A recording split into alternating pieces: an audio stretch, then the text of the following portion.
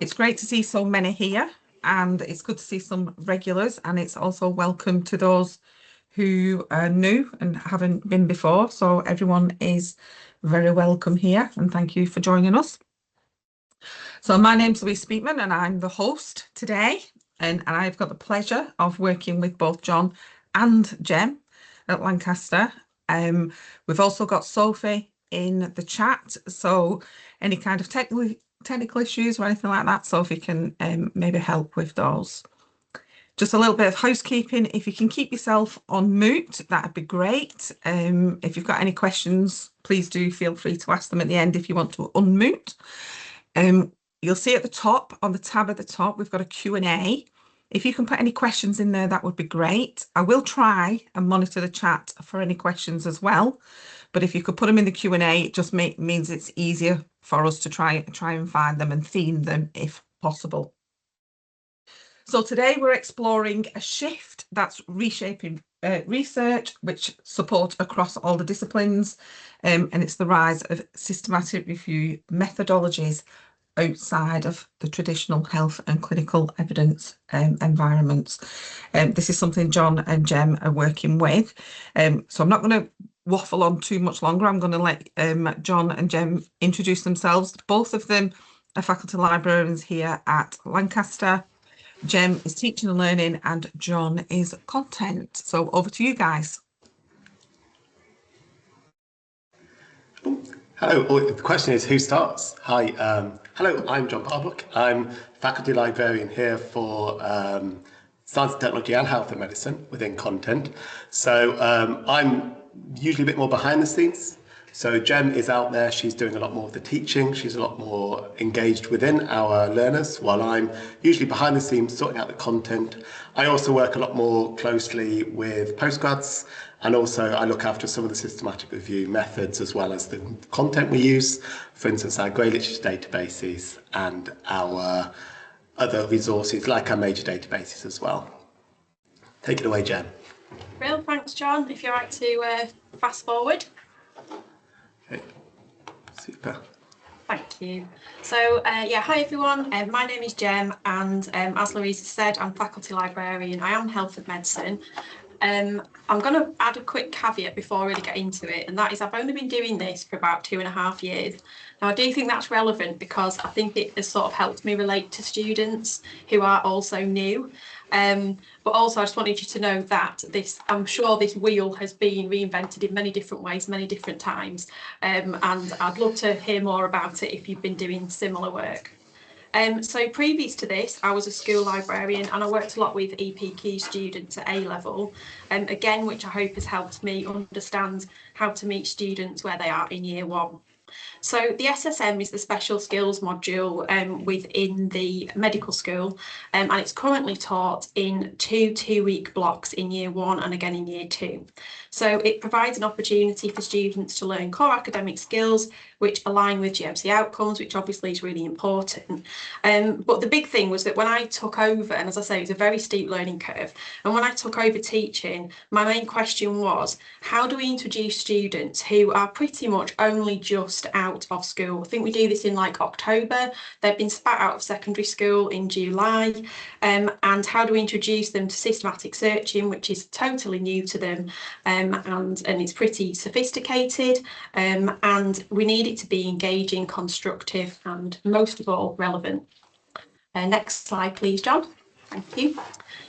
So just to give a bit of context, historically at the medical school, students were expected to produce a sort of, in inverted commas, full systematic review, which was a really big ask considering the time given, not very much, which I'm sure Louise can attest to because she was doing it. We were given about an hour to teach all this stuff, and prior experience levels, which essentially was 0. As I say, students will have done lookup searches, they'll have done exploratory searches, but they will not at any point have come across a systematic search. Also, they weren't awarded any specific marks for that systematic element of that assessment. And I believe a colleague put it best. This is Dr. Faye Tucker, who said this to me like literally about 2 weeks ago, and I thought she just put it brilliantly, where she said that this generation experience so much information overload that they automatically filter out what they need and what they don't need, and therefore if it doesn't bear marks, they're unlikely to see its value, rightly or wrongly. I'm aware for us that sort of goes, but that is where they are. And the fact is they have been taught to the test in secondary school, and we need to meet them where they are. They've also, just as a kind of aside, potentially they might not have done, if they haven't done an EPQ, they might not have done any sort of extended writing task since GCSE. So that's kind of what we're dealing with.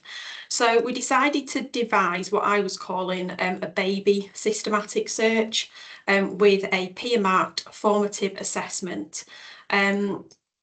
So this was going to meet the students where they were, but it was also going to hit some goals that were needed within the teaching. And that is one of the big ones is, you know, keeping it AI proof. Previous to this, they did a annotated bibliography, which obviously is not AI proof. So before I carry on, I just want to say this was a real team effort. So obviously I've been consulting with John all the way along, but we've also been working really closely with Faye, our module convener, Beth, our learning developer, and Liz, our learning technologist. And without them, we couldn't have done it. It's been a genuine team effort. Okay, John, next slide, please. Thank you. So what was the challenge? So basically we needed to figure out how to differentiate teaching this systematic methodology, which, like I said, is really sophisticated compared to what they've been doing for this age group and experience level. So which elements should and shouldn't we include? And what should we manage? So for example, I remember having a conversation with John and sort of saying, what do they need to know mesh terms? And John very much said, yes, they need to know mesh terms, which was really good to know. So we kind of compromised on having one mesh term per concept, for example, because we had to be realistic with the numbers of results that they were going to get and kind of what they were going to do with those results. So I had seen students previously who they might have done a really rigorous search, which was great, but they, you know, they were dealing with thousands of results and they had like a week to write it up, and it was, you know, it was stressing people out. These students are bright, but they are prone to anxiety, and we want this experience to be constructive and fun and not stressful and anxiety inducing. I really want them to feel confident about systematic searching, and most importantly, they really need to have a positive association with it if we want them to carry on and make it part of their practice in the future. It can't be scary. Next slide, please, John. Thank you. Oh, could you just, thanks very much. So this is just a slide from Faye when she was actually introducing the students to this assessment. So we wanted to be really clear about the workflow and how it was going to work. And although this looks simple, I just wanted to point out that there was a heck of a lot of Moodle magic going on in the background from our brilliant learning technologist, Liz. She's a former secondary school teacher, so she totally understands the peer assessment process, and she also fully understands Moodle, and so she managed to do all of this brilliant stuff in the background that made it all work beautifully. Okay, next one please, John. So what was the actual task? So these students, well, I think any students, it's really important that they've got an intrinsic why. So when I introduce the search or search method, I try and impress upon them the bigger picture. And that is, you know, part of it is about, you know, reporting this search is protecting research against bias and corruption and keeping it transparent and reproducible. So, I mean, I tried to sort of talk around it in a bit of a real world example, you know, sort of saying it's, you know, how would you feel if you found a piece of research, you know, the pharmaceutical company had like paid off the researchers or whatever, and they quite like to kind of see themselves in that world, and kind of it gives them a bit of an idea of what we're getting at. I then used Medline to show them how to construct their search, and we went through it really carefully and really slowly, step by step.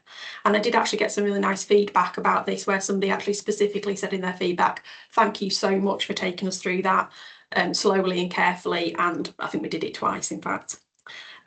We also need to think about just Medline in itself, because we're bearing in mind that a lot of these students just think databases are just a really rubbish search engine. You know, that if you just sort of open it up, they're sat there thinking, why is she not just using Google? You know, it's, or PubMed, you know, because that's what they're kind of familiar with. So even explaining why Medline is really important. And for the assessment, they are given a simplified version of PRESS criteria. So again, that was something that John input on, and we were scratching our heads over how to create a framework around this peer assessment, and obviously PRESS, that's what it's for. So we simplified it massively, and they marked each other's searches against that criteria. And again, we had another session where this was scaffolded and modelled really slowly, really carefully. We went through it a couple of times, different examples. It was myself and Beth, our learning developer. Yeah, it's just really important to do that bit, partly because we also got pulled up on this when we were proposing it to the medical school, and the head of faculty really wanted to see evidence that we'd done this really carefully. Because obviously, if you are sort of trusting students to mark each other's work, they need to know exactly what they're doing. They then get their work back, and they can see the feedback that other people have given. It's all anonymous, and they can reflect on their own feedback, but they're also reflecting on the feedback they've given to other people and the feedback that they've received and whether or not they would have done that differently. And obviously reflection, again, going back to GMC, reflection when training to be a doctor is really important. So the peer-to-peer assessment works, I think, really well because it appeals partly as well to their competitive nature. I mean, they care much more about what each other thinks quite often than maybe what their librarian thinks, and it helps them feel valued and part of a team. It also feeds into future contexts where they might actually be working as part of a systematic review team. Okay, thanks, John. Next one. So we did the task, everything went according to plan, and we got some feedback, which actually I didn't dare look at until about a week ago when I knew I was doing this. So I was very pleasantly surprised. Me and John were laughing the other day at the I enjoyed SSM week 1 at 65%. But I think if you get 65% from a cohort of 18-year-olds, I'm going to take that as a win. But the big one that I really appreciated was the systematic search activity task was useful to put what I learned into practice at 94%. And that's because for me, that's evidence that they knew what they were doing and they knew how to apply it, which is, that's the goal, isn't it? So I think going forward, I would like to see more time spent on how to formulate a research question, inclusion, exclusion criteria, and how to evaluate your sources. They were things that when I saw their work in the second sort of block, and when they were kind of doing it on their own, as it were, the searches were great. It was those other bits around it that needed work, and we knew that because we kind of skimmed over those a little bit in the task. So if we do get given more teaching time, these will be addressed. And John actually shared a really useful paper with me, which I didn't end up reading until after we'd done this, but it's Key and Price, and I think it's linked somewhere on the slides, and it's called Rethinking Systematic Review Assignment Design in Graduate Health Science Education from Librarians' Perspectives. And in that paper, they actually sort of chunk out all the different skills and give us sort of an idea of how you might want to teach those. So I'll definitely go back to that paper if that's the case. Okay, next slide, please, John. Your link just broke the slide. I'm just about to fix it. I'm sorry. There's always one error. So I'll just redo the slide. There we go. There we go. Let's see. Sorry about that. Presenting teams. There you go. Well, we're back. Fantastic. There you go. Lovely, thank you. It was that good a slide, that good a paper. Next one. There we go. There you go. Yes, so in conclusion of my part, we have got some developments coming for year 3. So looking ahead, we have been given the opportunity, we've been given the kind of space in the timetable to run SSM in year 3, which is totally new. So it's almost like we've got a totally different, this bit's never been done before. What do we do? So Dr. Faye Tucker, the module convener, hopes to create a translation assessment where students will use their year 2 projects to communicate their research outcomes in an accessible way. So I really like graphic medicine. Comics is sort of my speciality. So I'm hoping some students might want to do a bit of graphic medicine. They might want to do a podcast, but really anything creative that's going to disseminate their research in an accessible way is what we're getting at. This means that they've been taught core skills in year 1, they've practiced and honed those skills in year 2, and then they get to build on them in year 3, and possibly we're going to look for maybe doing an award on like a celebration day.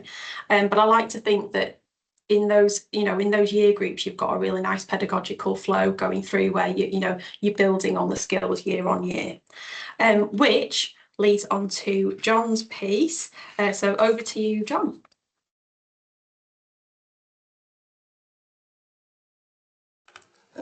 Hello, thank you very much, Jen.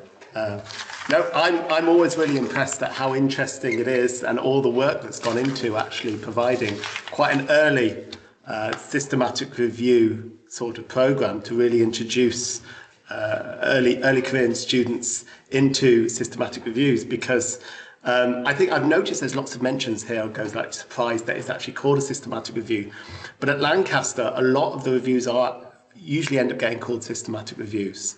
I always like to say I've not really seen a full systematic review. It's always been systematic review alikes, but often what happens is a lot of the work that me and Jen will do will be explaining exactly what sort of level they're doing their work at. Are they doing a full systematic review, or is it a systemised review? Is it a narrative review? So like I said, I work a lot more behind the scenes. I see a lot of appointments, often postgrads, as well as some of the medical students as well. And this is where I think taking such a ground floor kind of position and actually teaching them to do these systematic reviews is really important. And there was 3 elements. We've got a 4th one here. I'll explain why that's appeared. But there were 3 things that were really important for us as a team, that everybody's being introduced as early as possible to good evidence-based practice. Of course, it supports the students. They actually appreciate it. But also it supports us, and it supports our future goals in supporting team teaching as well as future research methods. So one of the things is team teaching, how me and Jen work together, these new research methodologies. Some of the issues we see with promotion as well, it can be really helpful if people actually have a really good awareness of what a systematic review is supposed to look like. And in between us actually deciding on this, and now, like everything else, AI has come in and actually reared its head and has been a really interesting use case for a lot of the things we're doing. And so actually AI and our adoption of AI can be really helped by this ground floor approach. And we call that the Brucey bonus, and there's a reason there's a AI-generated head of Bruce Forsyth there. By the way, we've realised that some of the people here might not necessarily be from the UK, and Bruce Forsyth was a very famous kind of popular TV celebrity in the 1980s, which is actually relevant to what we'll talk about later. So, naive researchers. What we see a lot of are naive researchers. These are undergrads and mid-career. When I say mid-career, I don't mean mid-career like postgrads. We mean people who, in the middle of their careers, they've actually decided to take on postgrad study. They might be senior nurses, they might be doctors, they might have at least 20 years of a career under their belt before we see them. So there's a lot of distance between them and a university study. And so we have been promoting systematic reviews, and if we're promoting them and everybody's coming to talk to us, we do need to support these. Their skills there are not necessarily as high as they should be or need to be, but we need to support them. And again, they often come in saying, I want to do a systematic review. And often they're not doing systematic reviews. This leads a lot of time, and the demand is high for our service. Louise here, I think one of her bigger headaches is working out how to manage our demand on our service and to make sure that everybody gets a good level of contact time with us. We offer a lot of group sessions, but we can't offer multiple sessions, sessions for all, because although in-person is really preferential, we can't give people lots and lots of in-person support. One of the major things that's really useful for me is our expectation management. We're starting to see, even before Jen started to support the SSMs and started to try and embed these methodologies within them, we were seeing undergrads wanting to do systematic reviews. Which is while there's really ambitious undergrads at Lancaster, they would be doing a full systematic review and they would be seeing us, and we'd have to talk them down off the precipice a little bit. But now we actually have real, clear standards for our postgrads and our undergrads. We have a good framework. The expectation management is a lot easier, knowing exactly what we are going to support them with. We don't have to search multiple databases with multiple subject terms. We don't have to do a massive screening exercise. There's limitations. That allows us both to support them and to limit how much of the time they're going to use. And I'm able to hand off between staff. Me and Jem are regularly passing projects between each other. Students might go to either of us, depending on our knowledge and experience. And it's really useful because then again, we know what's already been discussed. One of us can go off on holiday, and then we get lots of bookings from the undergrads in my case, and I feel confident being able to actually support them with the same level that Jem has. One thing is really, really big at Lancaster, and one of the reasons that we do adopt a lot of systematic reviews here. A lot of our systematic reviews are single-person systematic reviews done by done by postgrads and undertaken, but there's a real focus on decolonizing and grey literature within your systematic reviews. This means we have really seen an increase in scoping, integrative and realist reviews. This is great. I don't think we see postgrads now who haven't at least had this discussed with them, that they're going to have to look at diverse resources and they're going to have to search our overturn and policy commons databases. This makes me happy because it means our systematic reviews are maybe a little bit richer, more usable and have a wider range of resources, which does align with our university's goals. But these mixed methods review methodologies, they do require a wide range of content and frequently using grey literature. And in order to really do a good search of the grey literature, you can't just jump in on it. You really need a good understanding of search strategies and methods.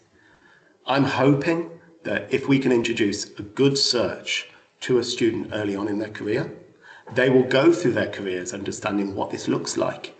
We see a lot of use of our grey literature databases and they're not getting the results they want.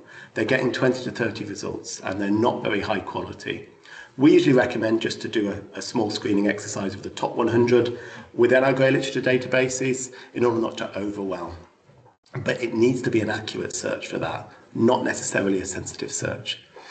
And as much as I like Scopus, Overturn and Policy Commons, their interfaces arguably not as comparable all the time as EBSCO databases, so systematic searching needs introducing earlier. And recently we've started to introduce lens.org, which is great for decolonizing, but quite frustrating in practice when you're doing a search. I do have an example of a search we've recently done with a researcher who actually came to have a chat with us. A researcher came to have a chat with us. They were searching for football research, specifically small group football teams. He was looking for psychology or mental health benefits of these small group football teams. And he did a search. He'd gone straight into our grey literature databases, policy commons, looking for policy and guidance. Hadn't done a literature search beforehand. He couldn't find anything. Of course, American football was overwhelming, but he wasn't finding a lot of research outside of the UK, five-a-side clubs, smaller clubs in the UK. He was only getting a lot of evidence of much larger teams elsewhere. And so what we did is we ran through a really good literature search with him. Then we transposed it to Policy Commons using their interface to create a good literature search. This significantly increased his search. Bear in mind, we're recommending they only search the top 100 to prevent overwhelming their systematic reviews of these grey literature. And we got some really, really interesting takeaways. The thing he expected to see was South America. Yeah, he retrieved South American papers. That was his dead giveaway. His search wasn't good enough because he wasn't getting any South American papers. And of course, small group football, incredibly popular there. Futsal, which it was called. He hadn't searched that. But really interesting, you'll notice over in Indonesia, something he never realised was actually Indonesia actually is really a fan of South American small group football. So he then realised he could focus his search maybe a little bit more on Indonesian research, and he went away with a new finding that actually his search is a little bit more worldwide than he thought. And that's the benefit both of the systematic reviews and our focus on decolonizing. And this is the one which I find quite difficult, and this is the engagement with our non-health reviews. At Lancaster, we're seeing a lot of systematic reviews, which means the other departments are actually getting quite interested in actually doing these. Certainly with the prevalence of AI, it's been discussed that actually systematic reviews at a quite a basic level might be a good way to prevent these magical, amazing assignments being produced, which are really good, but with not possibly any research methodologies behind them. So we've seen interest in non-clinical psychology in scoping and umbrella reviews, but also business and environmental studies have definitely started to become more interested in these review methods. Systematic reviews, however, can be really unpopular in some disciplines who only know the traditional systematic review. You know, these systematic reviews they're seeing are often really poorly done. They're not really good quality, and one of the common complaints, certainly in management studies, we have a number of academics here who actually are editors of really quite well-known management journals, is that they will possibly desk reject systematic reviews because the quality isn't good enough. They're seeing these poor quality reviews come through. And so they're recommending limited methodologies, for instance, searching only top 20 journals in some cases, which is a little counter to good institutional aims and good practice. You want to search quite wide, then you don't really want to search the systematic reviews. But the problem again is when a researcher wants to go and say, I want to do a systematic review, they might be getting a little bit of pushback. After looking at some of the reviews that are done, actually systematic review methodologies would be really useful. And we see a lot of impact when the systematic review is done in management studies, for instance, in global south topics such as emerging markets.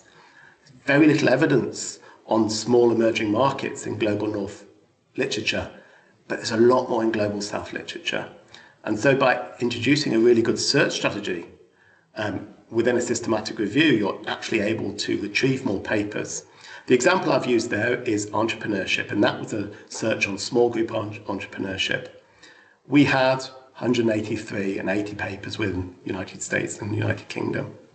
But actually we had a lot within India, China and Indonesia. These are papers that were missing from their research projects.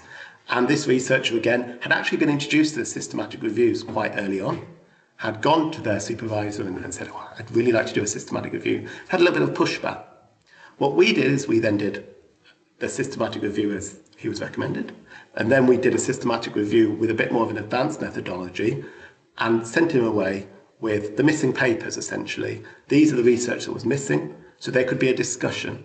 And there was a discussion. Fortunately, he's doing a systematic review now with a bit more of a better methodology, something that's a little bit more worldwide in order to capture all of the evidence, which means it's really good to have these early career researchers who actually already know what a good search looks like, because they're better able to go into the departments and maybe talk about it a little bit more, and we don't have to talk about it as much as they're actually asking for it. And for this reason, we have added a section called Business Management and Economics onto our guidance. This is a tab, because of course business management and economics, you know, you've got to make a sales pitch to them. They are businessmen at heart and women, so we kind of have created a good sales pitch. It's all about emerging economies, and it's all about the value of more systematic review methodologies within business management and economics. And finally, this is the one we snuck in quite easily. And this is the really interesting element. And this is actually came from, we got a few messages from different people wanting to ask our opinion, often through LinkedIn and other kind of communications, through social networking, say, oh, we want to talk to you about AI. And I was like, why is that? And actually, after talking to one of these, they were large consultancy firms in the US, they're really interested in what they call the Xennial phenomenon. What is an Xennial?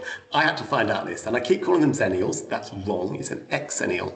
An Xennial is someone who's born around about late 70s to early 1980s. And a lot of these firms think actually this is the age range is best able to deal with AI adoption. What an Xennial is someone who is both digital native now, but previously wasn't. So essentially, we're digital immigrants. So we grew up without all this technology. As you'll see, I've got Bruce Forsyth there, but we've got old libraries. We've got old computers. We've got the magical phone box, and I've got my favourite there, which was my Game Gear with a little television on it, which was, you know, I was pretty much amazing when I was a 12-year-old having that fantastic bit of technology. But there's a lot of interest in the skills that we've learned growing up in that era. You know, there's a concern that people and young people nowadays are unfortunately just seeing black box technology, essentially a search box, and not understanding what's going on with the screen. They haven't got that grounded in knowing what a good search looks like without technology in order to be able to critique and be critical of AI methods in the future. So, where does this embedding of core systematic skills support at a really early level help?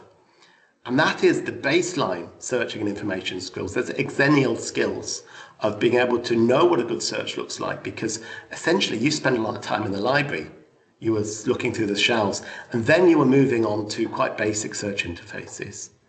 So you're not just jumping from nothing to a magical box. If any of you are content librarians in this meeting, you'll know that all the companies keep trying to sell the libraries fantastic search engines that do it all for you. I myself am very skeptical of them, because they detach you from the search experience and you don't understand what a good search looks like. And we've all been talking about prompt engineering, and when we talk about that, I think we're just doing inclusion-exclusion criteria, a bit of Boolean. We have to learn to tell the AI what to do. Also, Prisma flow diagrams. These are really fantastic for systematic thinking. Think like a computer. You know, what does your search look like? How many papers are you bringing in, and how many papers are you seeing at the end? This means that you're not just relying on a computer to do your search for you. This, again, is this black box searching method, which a lot of companies think is the future, but actually detracts from good systematic searches. And I would say we see a lot of systematic reviews contact now where, unfortunately, the reviews have had a few issues because of the over-reliance on AI. You can use AI, but you have to use it very carefully with a full understanding of where it doesn't break your protocol. And also mesh subject headings. This is something I never thought about. It's actually really useful because that helps to help the searcher think in an object-oriented way. You know, lots of people will be searching, oh, I want to search for mental health.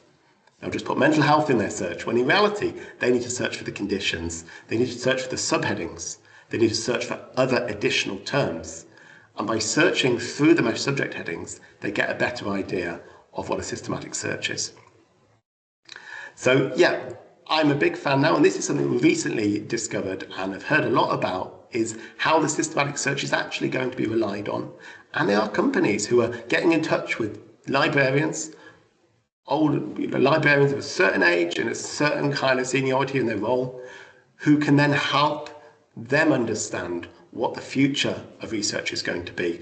I'm sure there's a product in there somewhere, but what they want to do is identify those core non-AI reproducible skills like good quality searching. So I'll do the conclusion to say thank you. So thank you for coming to have a talk to me and Jem's talk about this.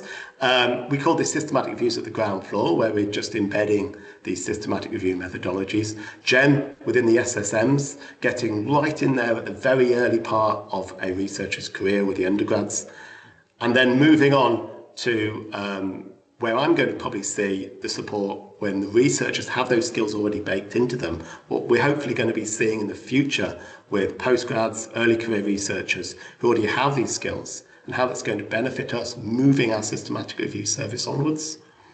I think it's going to be really useful. AI proof assessment. This is one of the reasons it's going to be really interesting, is because all the departments are looking for assessment methods which you have to prove you're working.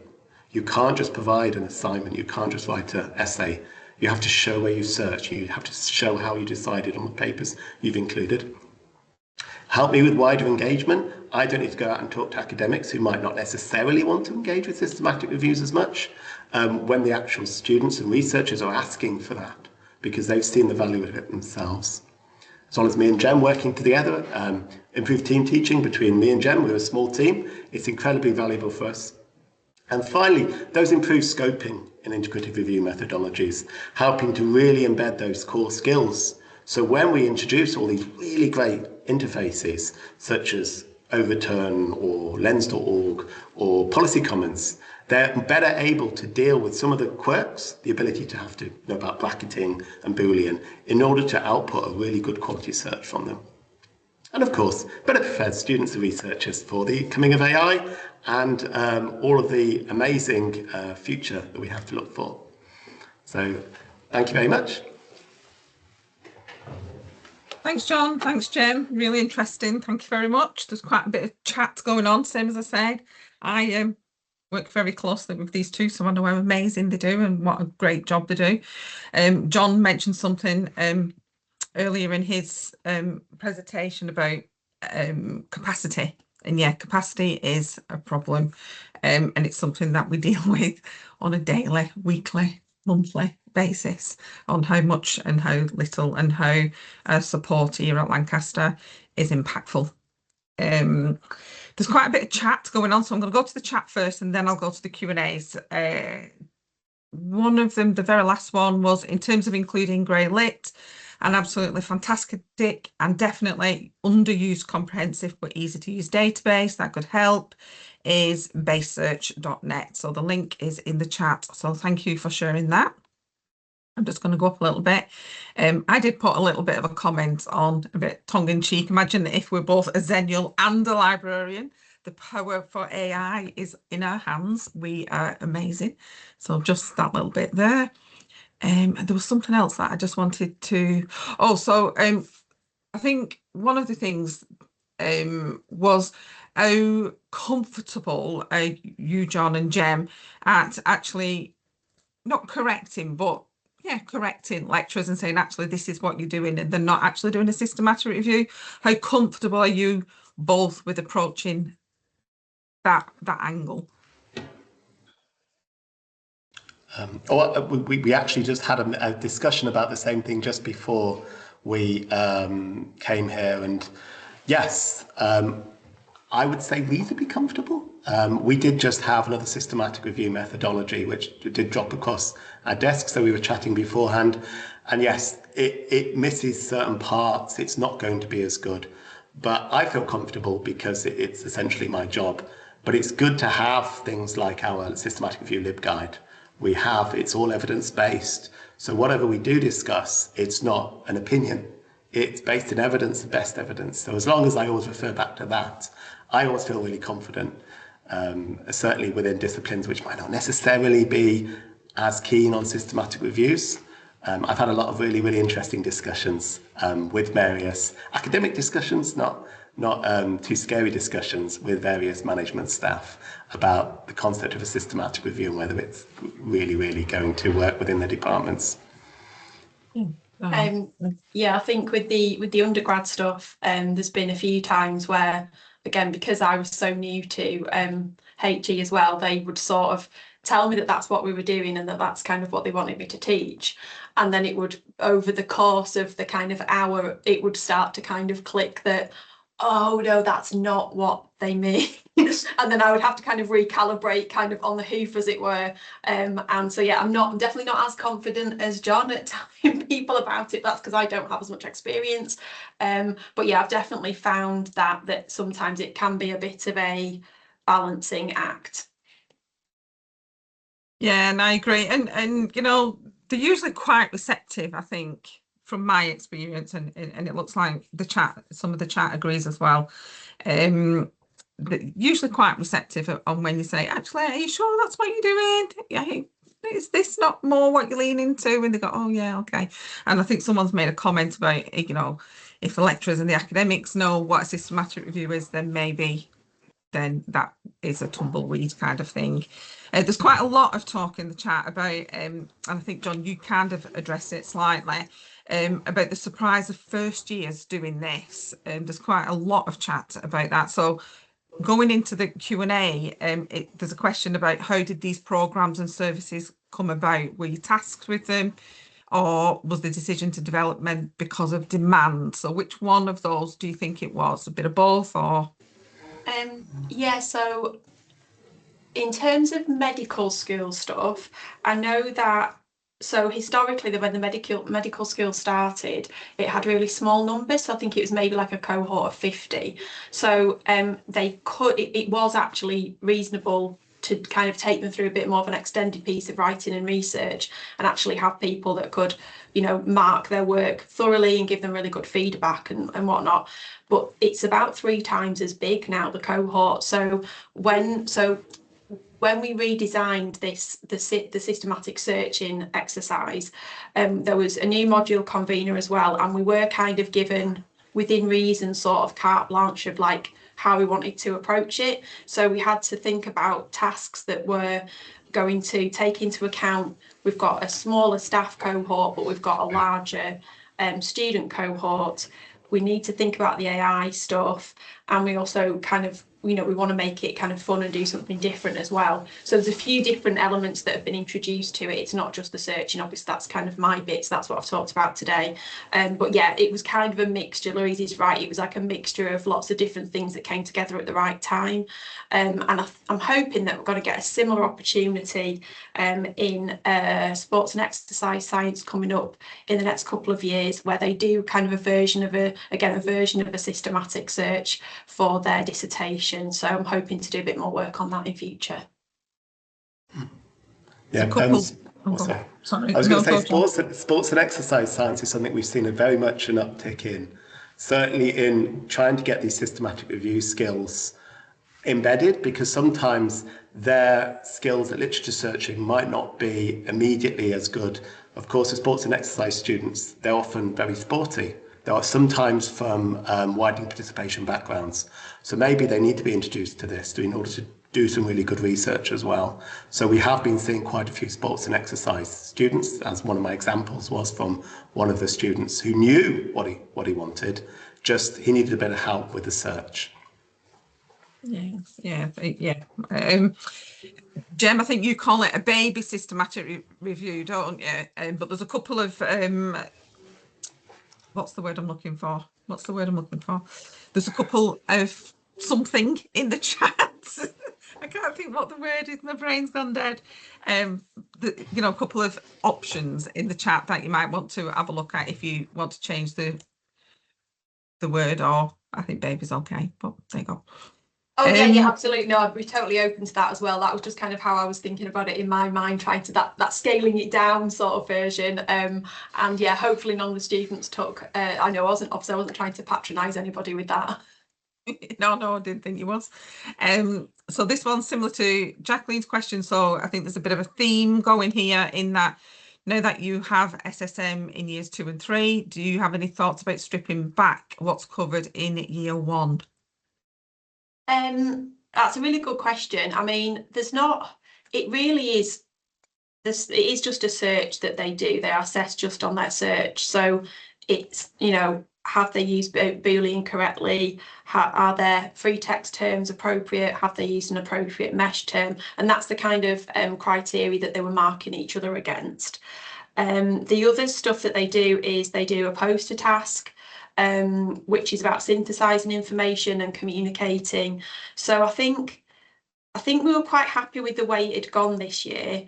So I don't know whether we'd strip it back as such, but yeah, just to sort of be really clear, like they don't do a systematic review, they just do, it's literally the nuts and bolts of a systematic search, and they fill in kind of a very simplified version of a Prisma flow chart, but it's just kind of in a methods table, and yeah, it's very, very simple.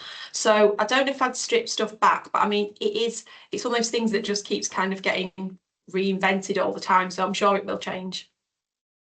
Yeah, I think it's something that just evolves, doesn't it? You work off the feedback that you've got this year and change it maybe slightly for next year. I think quite a lot of people do that in their teaching. What I wanted to ask was, and the word I was looking for, by the way, was suggestions. And I couldn't think the word had gone into my brain. Suggestions was the word I was looking for. So have you seen any changes in the confidence or the engagement since embedding it so early? That's Jem, obviously. I think it's too early to tell in a longer term, but when I've done clinics, sort of drop-in clinics afterwards, I did a couple, and I did see a difference between so when I'd done them with the previous assessment, students would come and sit down and sort of just often just go, oh, I just don't know what I'm doing, or like it's too much, or you know, and we'd have to kind of sort of start again and sort of go through it with them again. Whereas I did notice this time they would sit down and they would very confidently be able to go, now I thought I'll use Medline and Scopus. What do you think about that? And then I might use this mesh term, or do you think I should use that mesh term? And how about if I kept this concept, but you know, maybe dropped that one? Or in the way they sort of sat down and approached it, I felt that they were getting it. They could talk a bit more like systematic searchers. So I'm hoping that that's given them a bit more confidence and that they sort of feel like they know what they're doing. Whether or not that will stick and when they come back to it next year, because the rest of the time they do problem-based learning, so they don't really do essay sort of written tasks as such. So yeah, whether they'll remember all this stuff next year, I don't know. Time will tell. Someone's just kind of put a follow-up in the chat saying that it was the question about stripping back, and the thoughts behind it was that they teach first year biomedical students about what a journal is, and when they took the job on, it was learning how to use Medline and Boolean, and it was just too much. So that was where they were coming from with the stripping back. And I don't know if you have any thoughts on that, Jem or John? Yeah, like I think it's really interesting actually the journal stuff, because I think that links into what John was saying about the Xennial stuff, is that like they don't, if you try and sort of compare like journals to magazines, like they don't even have magazines, you know, so it's trying to think in a completely different way of like how do I relate this thing that feels kind of quite archaic and sort of weird to them, and like when you're trying to kind of bring it forward. So no, I totally get that, and I think yeah, just even going down to having to describe what a journal is really important, because they just don't know. Yeah, I agree. I remember when I did it in the black and white days, saying it's something that you know, it's the physical thing, and then the article's what's inside, and you know, trying to really drill it down into the basics of it. There's a question about how much time do you get for these sessions, and do you do more than one?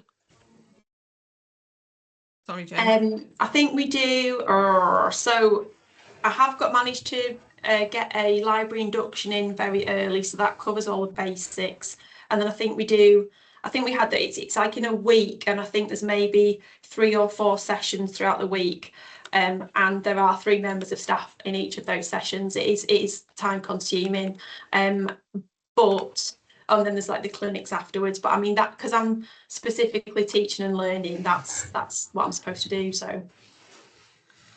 Oh, brilliant. John, I think you mentioned systematic review naive researchers. What challenges do they face when approaching the first review? What have you come across? Well, we do see a lot of postgrad students who have obviously the gap, coming in here maybe 20 years in actually the industry they're working in, or maybe in healthcare. We'll see a lot of doctors and maybe nurses who are looking to progress, actually doing PhDs and wanting to do a systematic review, because that is very much the first exercise they will be the systematic review exercise. And of course, they have very little background skills. So they know how to do a search often. They know how to search one database, but often they're quite surprised at what's involved. They're always looking for a really, really clear pathway to work through. And this is something we discovered quite a while ago, and this is why we have our LibGuide, which has a clear pathway, because they're looking to actually understand what it involves, because it's not always told exactly what it involves. A lot of the are very surprised that they have to screen, say, a certain number of papers. Often the systematic reviews we'll see will have 30 to 40 papers after their search, because they've done a great search. And then you always have to break it to them slightly. Actually, you might be looking at more 1,000, 1,500 for a really good sensitive search. So it's not necessarily teaching them at the beginning how to do it fully. It's just making them aware what a good search looks like. So when they progress further, they're not suddenly going to run off into the distance and try and do it on their own when they realize there's some learning steps and the support within our library, they can come and get in touch with us, and we'll explain those steps. But usually we only ever see any problems if someone has just leapt ahead a little bit. Usually their supervisor will be like, tell them, or go see the librarian, they'll put you right. And then usually it's because they've just kind of tried to go a bit too quickly. We bring them back a little bit, and then we show them what a good search looks like. And most of the time they're absolutely grand, and then they can progress with their work. Thanks, John. I'm just reading another one which will probably tie in very nicely to that answer. And do you tell students about what could be different if they were to undertake a real SR, keeping grey-lit screening, etc., separate, in order to make sure they are appropriately critically appraised and not get lost?